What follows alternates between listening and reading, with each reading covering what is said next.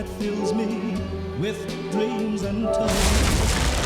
Each day I pray for evening just to be with you. Wow, you know, from the other side, that's kind of annoying. Over the past few months, I've noticed a bit of a rivalry forming within an emerging sector of the gaming industry. Game streaming has been a thing for quite a while, but it seems like with the entrance of Google Stadia and Microsoft XCloud into the streaming market, that the discussion around playing games without dedicated hardware has reached the mainstream. While XCloud is still in the beta program, and Google Stadia is also in a beta program and just not calling it that, Sony has actually had a game streaming platform for years now, thanks to Sony's purchase of Gaikai back in 2013. The service is called PlayStation Now, which was originally designed to be Sony's answer to the backwards compatibility issue between PS3 and PS4. Thus, when it launched in 2015, that was the general idea behind the service. Players would pay a monthly fee to have access to a big library of PS3 games that they may or may not already own. As it grew, however, PlayStation Now became sort of a streaming/Game Pass hybrid, where PlayStation owners could download PS4 games that were made available on the service and play them locally. Then, about a year after launch, Sony made PlayStation Now available to PC players, along with the ability to stream PS4 games. While no local downloads exist in this version of the service, this actually does give PC players a way to play quite a bit of the PlayStation exclusive titles from this generation without having to buy a PS4. With a week free trial recently being dropped by Sony, I decided to give the PC app a try, though I'll admit I also just didn't want to drag my PS4 over to my desktop to capture footage either. So what kind of setup am I using? Well, I'm using my gaming desktop that has an i7-4790K CPU and a GTX 1080 GPU along with 16 gigs of RAM, but that's more than enough to run an app anyway. What matters is the internet connection, and I'm using a wired gigabit connection. Please keep that in mind as I continue. While my desktop has been having these weird issues lately with games not launching and weird bugs in Chrome, I really have a good internet connection, so that shouldn't be a factor with stream quality.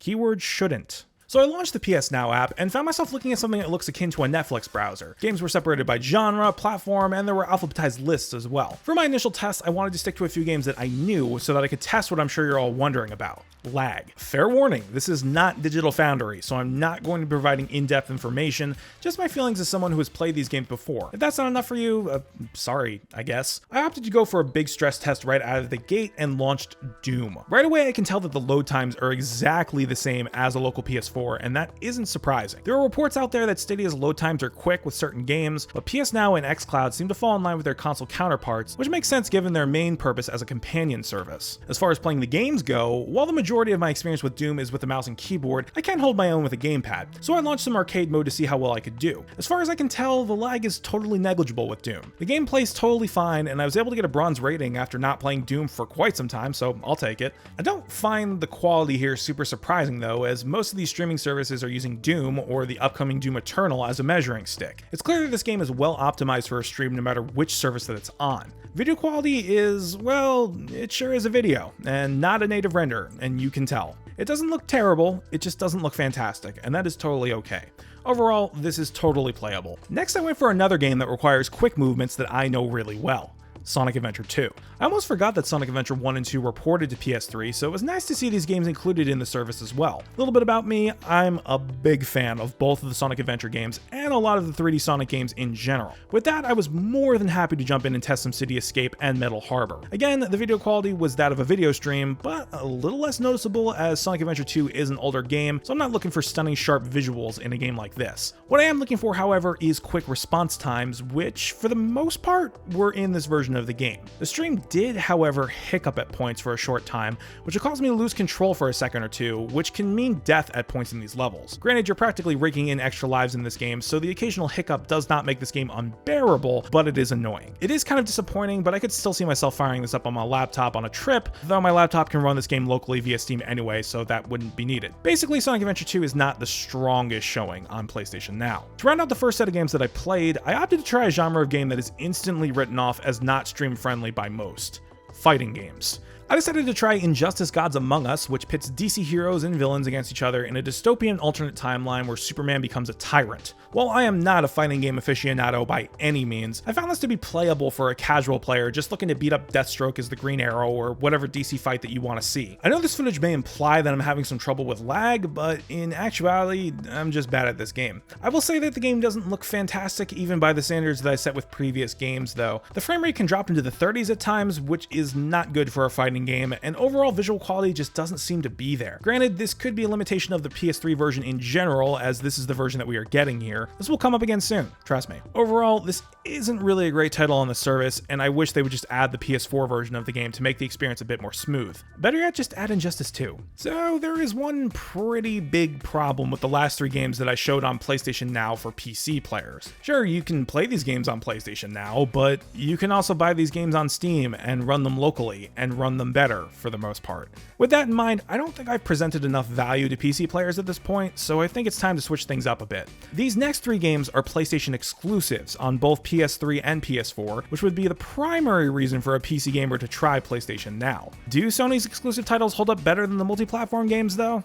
Well, let's see. I wanted to start with a sort of forgotten about series, as it both began and ended on the PlayStation 3. That series was the off-road racing adventure known as Motorstorm. Specifically, I'm looking at Motorstorm Apocalypse, which is the 4th entry in the series. The 5th entry, Motorstorm RC, is also available, but I didn't get a chance to play it. I do kind of miss this series in general, as it was at the time one of those titles that really pushed the PS3 hardware and was a visual standout among the rest of the games coming out at the time. Looking at it now via a stream, those stunning visuals are not as apparent, but I still have some memories of walking into a Sony store when those were still a thing, and seeing Motorstorm on a big HD TV and just thinking, wow. The game itself still plays pretty well, and I found that the PS Now servers kept pace with this one. There weren't any weird hiccups like there were with Sonic Adventure 2, and I had a lot of fun riding around with the various vehicles that they let you use, like the sports car, a semi-truck, and even a super bike.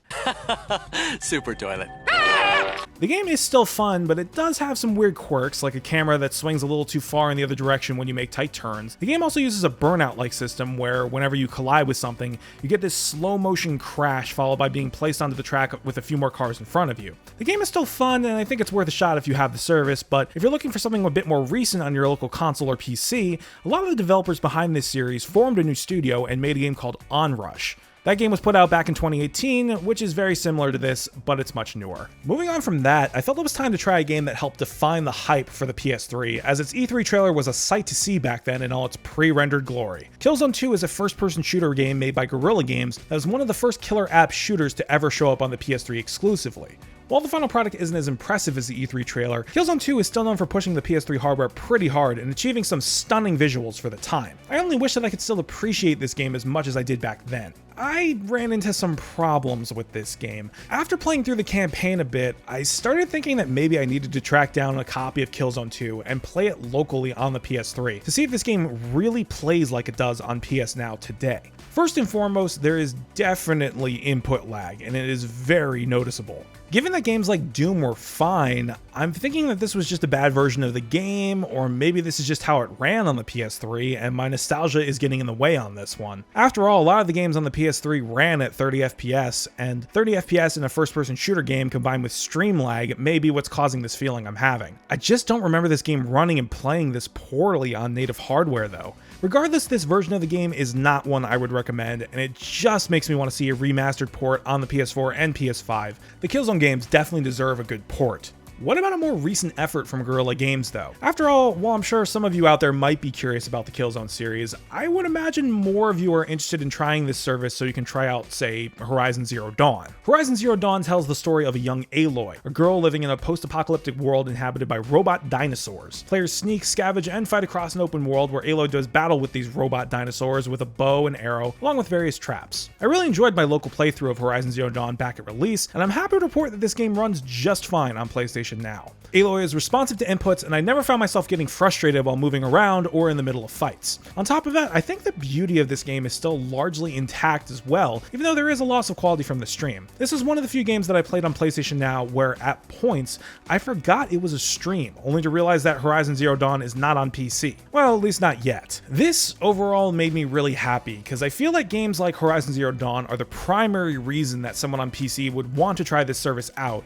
and I'm happy to see it run this well. Another good thing I spotted a bit later on is that PlayStation Now does have limited support for other gamepads other than the DualShock 4. The only issue that you will run into is with the PlayStation exclusives, as some of them require the touchpad to work. That, and I noticed that the PS button functionality did not remap to the Xbox button on the Xbox One gamepad, so support for other gamepads still needs some work. Still, it is nice to see Sony and Microsoft attempting to play nice like this. Overall, I think this is definitely worth the free trial just to mess around with for a week. For the PlayStation gamers out there, I can definitely see a use case to go beyond the trial and into a subscription, especially with a local download option for the PS4 and PS2 emulated games. As an Xbox Game Pass user myself, I definitely see the value there. PC gamers, however, is where my recommendation gets a little more spotty. If you're a PC gamer and you don't have a DualShock 4, and it's very likely that you don't, then I'm not sure if this service is really for you. The primary use for PC gamers for this service is to try PlayStation exclusive games, and quite a few of them require the touchpad. If you do have a DualShock 4 or could borrow one, then I definitely recommend giving the trial a shot. And hey, if you enjoy a game on there, then maybe a month or two of the subscription isn't out of the question. 3 months if you get into Persona 5. Me, personally, I don't see a huge use case for me, as I have a PS4 and plenty to play already, but that's just me. What do you think? Leave me a comment down below. Also, feel free to like and subscribe to see more content like this from me. Thanks again, everyone. Later.